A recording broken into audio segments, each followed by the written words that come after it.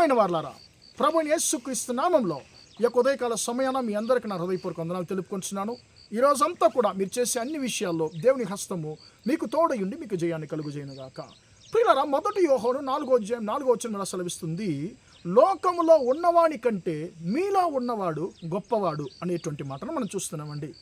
ప్రియమైన దేవుని బిడ్డలారా, ఈ యొక్క ఉదయకాల సమయాన దేవుడు నన్ను ధైర్యపరచడానికి ఒక మాటను ఆయన చెప్తున్నాడు. నా కుమారుడు, నా కుమార్తె, ఈ లోకంలో ఉండేటువంటి సమస్త బలవంతుల కన్నా, అన్ని శక్తుల కన్నా, అన్ని ప్రభావాల కన్నా నీలో ఉన్నటువంటి నీ దేవుడైనటువంటి నేను గొప్పవాడిని, అది నువ్వు గుర్తుంచుకో అని చెప్పి దేవుడు మనకు గుర్తు చేస్తున్నాడండి.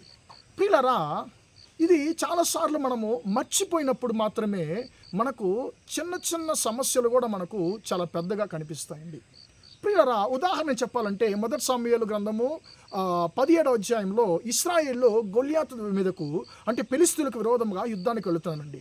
అప్పుడు ఫిలిష్తీయుల యొక్క వీరుడైనటువంటి యుద్ధశూరుడైన గొల్యాతు వచ్చి ఇశ్రాయేలుతో సవాలు చేస్తున్నాడు.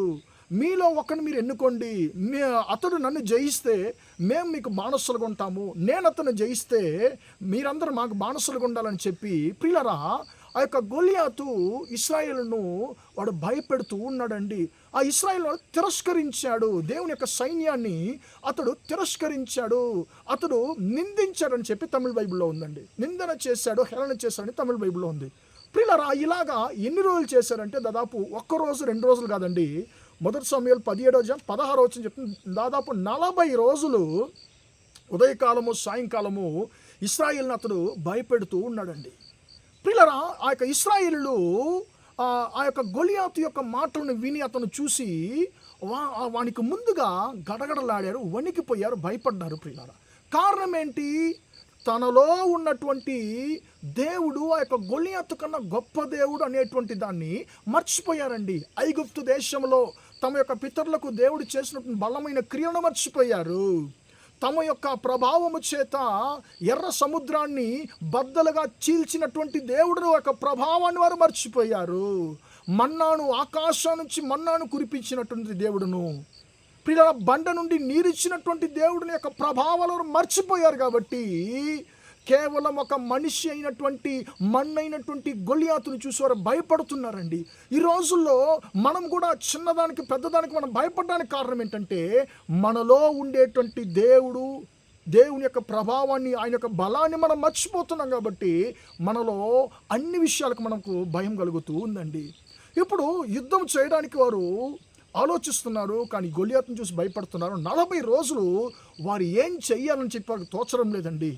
దావీదు వచ్చాడు, తన యొక్క సహోదరులు యుద్ధంలో ఆ యొక్క యుద్ధ సైన్యంలో ఉన్నటువంటి తన యొక్క సహోదరులను చూడడానికి, వారి యొక్క క్షేమాన్ని తెలుసుకోవడానికి దావీదు తన తండ్రి ద్వారా పంపబడ్డాడు. ప్రియులారా, మిగిలిన వారు గొలియాతు మాటలు విని భయపడ్డారు, కానీ దావీదు గొలియాతు మాటలు విని భయపడలేదు. అతనుకు కోపం వచ్చిందండి. అతను అంటున్నాడు, జీవము గల దేవుని యొక్క సైన్యాన్ని తిరస్కరించడానికి సున్నతి లేని ఫిలిష్తీయుడు ఏమాత్రం అని చెప్పి అంటున్నాడండి. అప్పుడు దావీదు అంటున్నాడు, నేను యుద్ధానికి వెళ్తాను, నేను తను గెలుస్తానని చెప్పి అన్నప్పుడు సౌలు రాజు అంటున్నాడు, నీ వల్ల అసలు నువ్వు యుద్ధం చేయలేవు బాబు, నువ్వు చిన్నవాడివి. అతడు తన చిన్న ప్రాయం నుంచి యుద్ధాభ్యాసము చేసినటువంటి వాడు, నువ్వేం చేయలేవు, గెలవలేవని చెప్పి అంటున్నాడు. కానీ ప్రియులారా, దావీదుకు ఒక్క విషయం మాత్రం తెలుసు, ఆ గొలియాతు అందరికన్నా గొప్పవాడుగా ఉండవచ్చు, కానీ ఆ గొలియాతు కన్నా నాలో ఉన్నటువంటి నా దేవుడు వివరించలేనంత గొప్పవాడు, సర్వశక్తిమంతుడు అనేటువంటి దాన్ని దావీదు గుర్తించాడు. ప్రియులరా, యుద్ధానికి ఆయన కత్తులు, ప్రియులరా, బల్యాలు ఏం తీసుకెళ్ళలేదు, దేవుని యొక్క నామము చేతనే గొలియాతు మీద యుద్ధానికి వెళ్ళాడు.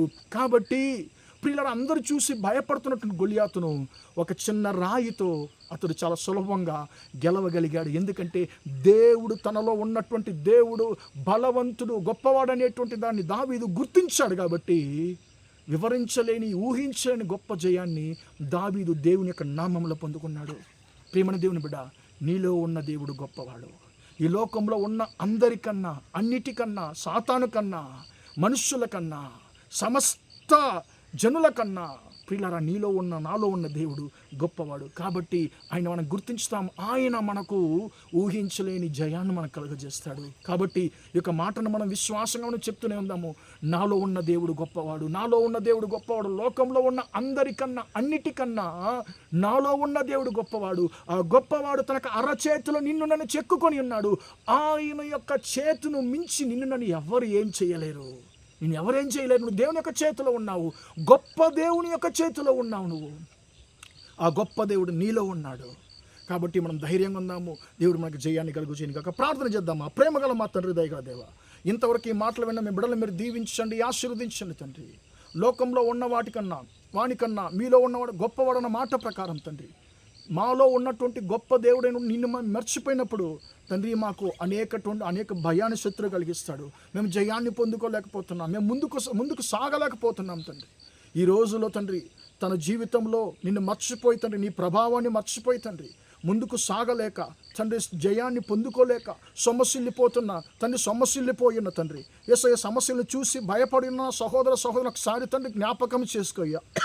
నువ్వు ఎలాంటి తండ్రి, ఎటువంటి బలవంతుడు అని చెప్పి తండ్రి వారికి జ్ఞాపకము చేసుకుని తండ్రి, నీలో ముందుకు సాగడానికి తండ్రి, నీ ద్వారా జయాన్ని పొందుకోవడానికి తండ్రి యేసయ్య వారికి కృపదైత్యమని ప్రార్థిస్తున్నాను. వారికి భయాన్ని తండ్రి వారిని లేపమని ప్రార్థిస్తున్నాను. సమస్యల నుంచి విడిపించమని ప్రార్థిస్తున్నాను తండ్రి. వారు ఊహించలేని గొప్ప జయాన్ని వారికి కలుగజేయమని తండ్రి, ఈరోజంతా మా సహోదరులు చేసే అన్ని విషయాల్లో మీ హస్తం వరకు తోడండి, జయాన్ని కలుగజేయమని యేసు నామములో ప్రార్థిస్తున్నాను తండ్రి. ఆమేన్, ఆమేన్. ప్రియులారా, దేవుడు మిమ్మల్ని దీవించి ఆశీర్వదించును గాక. Praise the lord.